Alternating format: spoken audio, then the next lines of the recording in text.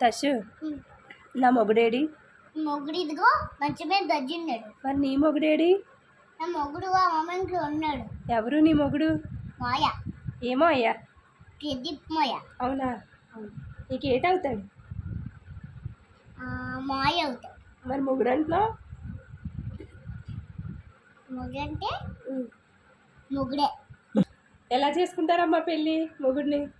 ఇలా తాడు కట్టి చేసుకుంటా. మీ మొగుడిని ఎలా చూసుకుంటావు? చూసుకోను, రోజు తిట్టడమే. రోజు తిట్టడమే? ఏ బియ్యం అవి అక్కడ పెట్టిస్తున్నాడు కదా స్టోర్ మీద, అవైనా తిట్టడమే. ఏంటి? ఏం ఉండకూడదు? తప్పు ఉండాలి కదా, తప్పు ఉండకూడదు.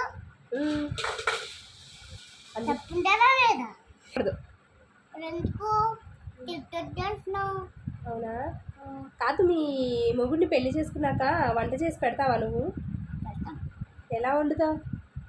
పెద్దనే వండుతాను. పెద్దని వెయ్య వండుతావా? ఏం కర్రీ వండుతావు మీ మొగుడికి?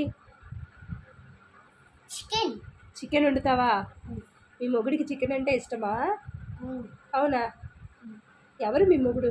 రేపు పెళ్ళి చెప్తాను.